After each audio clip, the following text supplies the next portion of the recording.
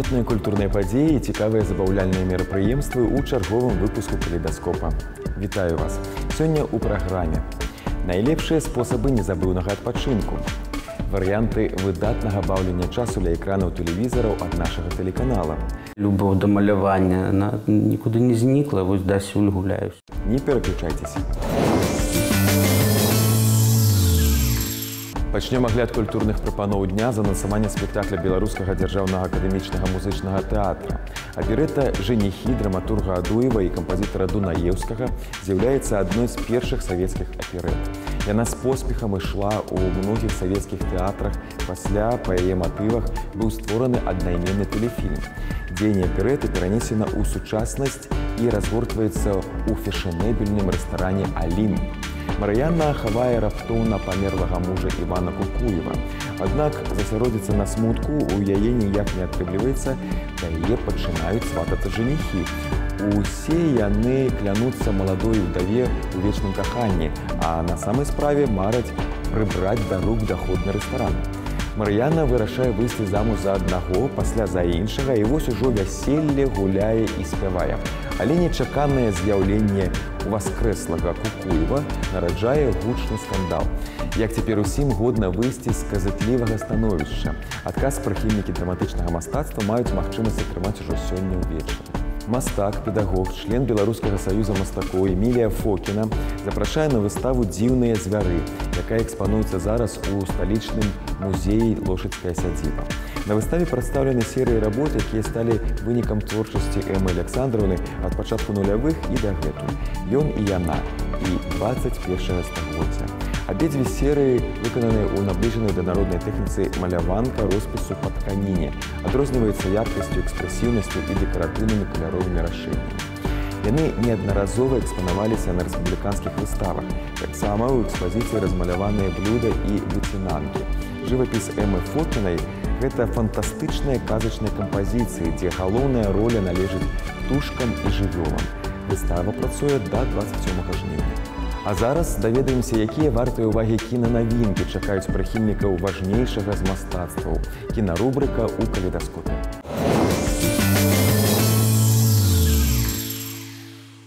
Яна выбрала гэты шлях і аднойчы заплаціць за яго жыццём. Але не ў гэты раз. На вялікіх экранах выбухная бландзінка ад Дэвіда Лінча, толькі не блытаць з Дэвідам Лінчам, які «Твін Пікс» не прамяняе на фільм нават у лепшых традыцыях амерыканскага трылера з чорным гумарам. Па сюжэце агент Ларрэйн Бротан ці Шарліз Тэрон дэманструе ўсё сваё майстэрства шпіянажу. Пакуслівая і небяспечная, яна гатовая справіцца з місіяй, якая для іншых папросту невыканальная. У Берліне, куды яе накіроўваюць з заданнем вярнуць бясцэннае дасье, Ларрэйн вымушана аб'яднацца з агентам пад прыкрыццём Дэвідам Персівалем. На працу над праектам у Шарліз Тэрон сышло 5 гадоў. Падчас здымак яна займалася з 8 трэнерамі і страціла 2 зуба. Крытыкі ўжо адзначылі стылёвую, крыху авангардную рэжысуру і ідэальны плейліст фільму. Канкурэнцыю ў пракаце апошняму складзе новая стужка Сафіі Копалы з залатым акцёрскім складам. У галоўных ролях драмы Кірстен Данст, Колін Фаррэл і Ніколь Кідман. Рэжысёр упэўнена, што нявінным чалавека можна лічыць выключна да здрады. Так, закрыты пансіён для дзяўчат быў надзейна схаваны ад знешняга свету да таго дня, пакуль малады мужчына, які шукаў сховішча, не ступіў на яго парог. З гэтага моманту таямнічы асабняк апынуўся ў палоне бязлітаснай спакусы. Экранізацыя рамана Томаса Куніна на падмануты здымалася на 35-міліметровую плёнку роўна 26 дзён. Цікава, што маёнтак, які выкарыстоўваўся падчас здымак Медвуд Плантейшн Хаус у штаце Луізіяна, таксама можна пабачыць у ліманадзе Бейонсы. Бюджэт кіно па галівудскім меркам сціплы. Усяго $10,5 мільёнаў. Але за гэту спакусу Копала атрымала прыз на канскім кінафестывале за лепшую рэжысуру.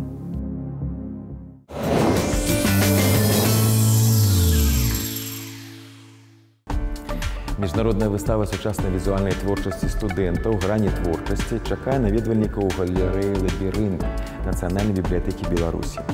Тэма дэвіз інтэрактыўнай экспазіцыі «Францыск Скарына. Чалавек дасканалы». У год святкавання 500-годдзя беларускага кнігадрукавання асоба вядомага асветніка атрымала новыя грані. Яго жыццё і дзейнасць паўстае ў сучасным прачытанні студэнцкай моладдзю. Работы выкананы маладымі мастакамі і фотографамі з выкарыстаннем найноўшых камп'ютарных праграм, незвычайных тэхнік і напрамкаў сучаснага мастацтва. Пазнаёміцца з экспазіцыяй можна да 10 жніўня. Вось ужо 4 стагоддзі ў замку старажытнага Нясвіжа з'яўляецца прывід маладой жанчыны. Згодна з легендай, гэта блукае пакутлівая душа недарэчна загубленай гаспадыні ўладанняў Барбары Радзівіл. «Чорная пана Нясвіжа», так яе называюць. Гэткую ж назву мае спектакль Нацыянальнага акадэмічнага тэатра імя Янкі Купалы. Паглядзець пастаноўку, створаную паводле п'есы Алексея Дударава, можна ў Купалаўскім ужо сёння ўвечары.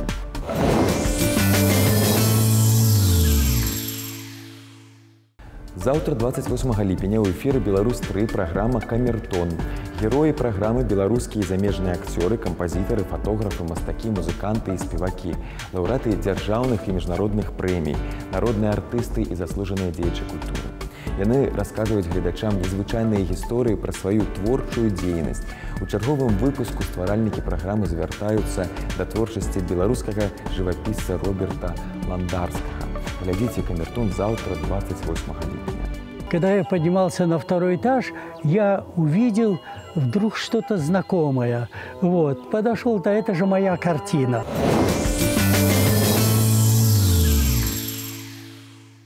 На чарзе цікавая пазнавальна-забаўляльная інфармацыя. Задоўга да таго, як коцікі сталі зоркамі Фейсбука і Твіттера, яны былі кампаньёнамі старажытных людзей. Нядаўняе ДНК даследаванне паказала, 1000 гадоў таму гэтыя жывёлы ўжо былі памочнікамі чалавека.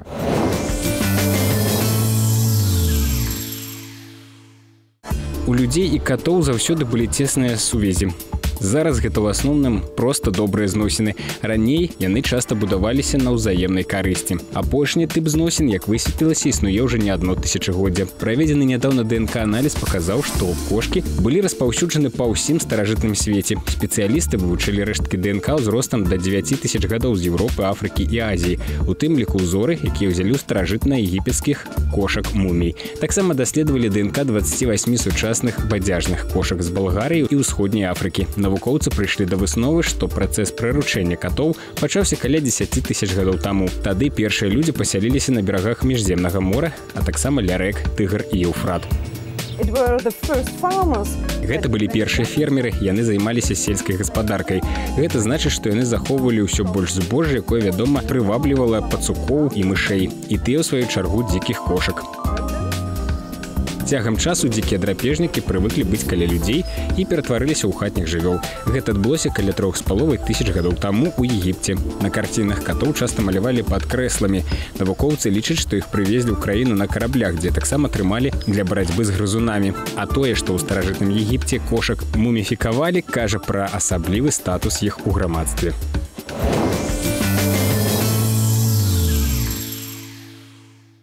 Брэсцкі абласны краязнаўчы музей запрашае наведаць выставу «З Беларуссю ў сэрцы» пейзажныя фотаздымкі Тэафіла Эўгеніуша Барэцці. Экспанаты для выставы прадставіў колішні беларускі міністр замежных спраў Пётр Кузьміч Краўчанка, вядомы калекцыянер і мецэнат. Калекцыя сапраўды унікальная. Яе жэмчужына – 11 пейзажных фотаздымкаў італьянскага фотамайстра з польскімі каранямі. У гледачоў ёсць магчымасць убачыць выявы колішніх Гародні, Нясвіжа, Завосся і іншых гарадоў. У экспазіцыі прадстаўлена гравюра аблога Брэста шведскімі войскамі ў 1657 годзе.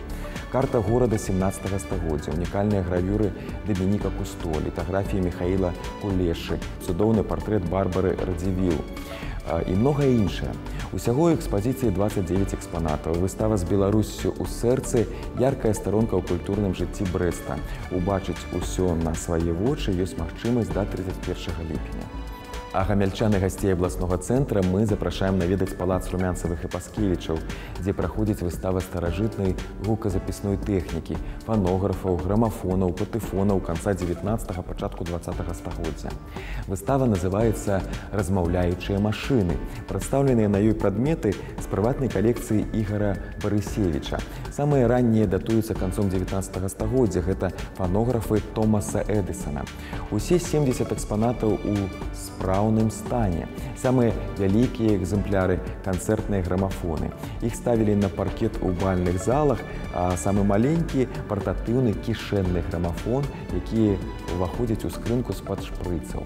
Акрамя тэхнікі на выставе прадстаўлены і гуканосьбіты, васковыя цыліндры і грампласцінкі. Кожнаму наведвальніку даецца магчымасць іх не толькі разглядзець, але і паслухаць. Выстава працуе да 10 верасня.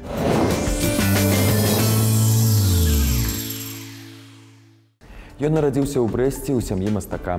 Маляваць пачаў 2 гады. У дзяцінстве заўсёды размалёўваў кнігі. Але бацькі яго за гэта не каралі, а наадварот давалі выплюхнуць творчую энергію. Дзіцячае захапленне праз гады вылілася ва ўзнагароду «Залатое пяро Белграда» за ілюстрацыі да кнігі «Аповесць мінулых гадоў». Ён, як мастак-ілюстратар, таксама двойчы атрымліваў вышэйшую еўрапейскую ўзнагароду «Залаты яблык». Павел Татарнікаў, герой праграмы «Майстэрня. Гісторыя аднаго мастака», якая ў эфіры заўтра, 28 ліпеня. Любоў да малявання, она нікуды не знікла, вось дасюль гуляюць.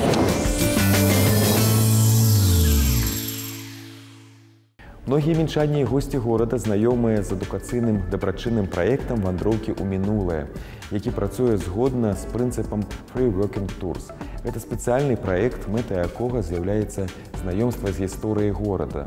Тут і малавядомыя факты, і кур'ёзныя выпадкі, легенды і паданні, прывіды і анекдоты. Экскурсіі аўтарскія, але бясплатныя. Сёння аматарам гісторыі прапаноўваецца экскурсія старажытная «Старажоўка». Запрашаем прыхільнікаў гісторыі далучыцца да цікавага маршрута. Пастаянна анансуючы выдатны праект «Вандроўкі ў мінулае», мы вырашылі пазнаёміцца з яго нязменным аўтарам, экскурсаводам Паўлам Дзюсекавым. Даведаемся з першых вуснаў пра ідэю стварэння праекта і яго дзейнасць.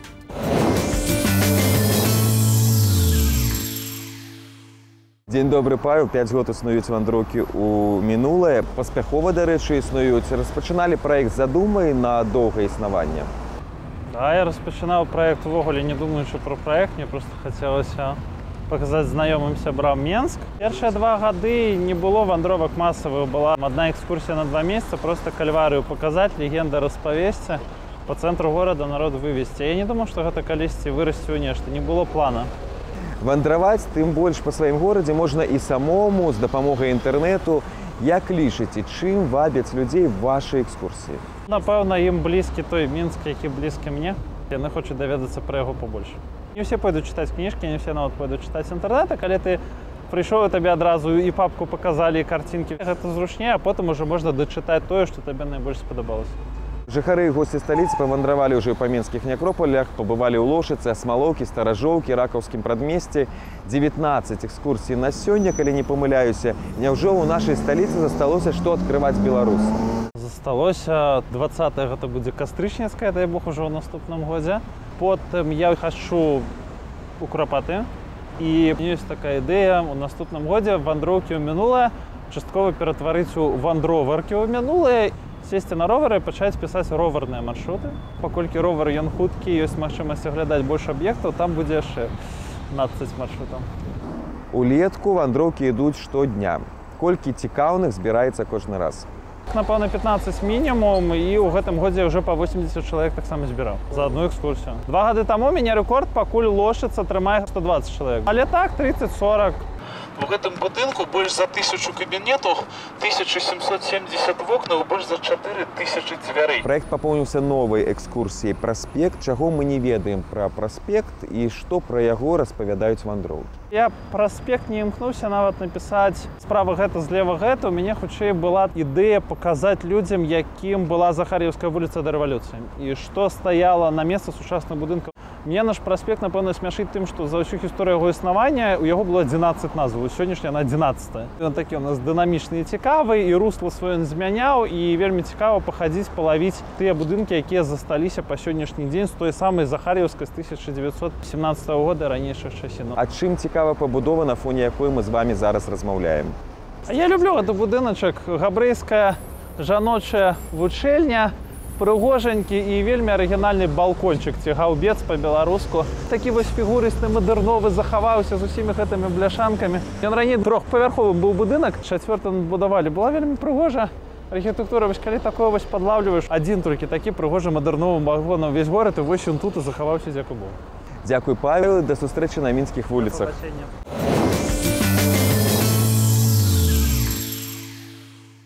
На сёння гэта ўсё. Глядзіце калейдаскоп навін культуры не толькі на тэлеканале Беларусь 3, але і на нашым YouTube-канале. Да сустрэчы.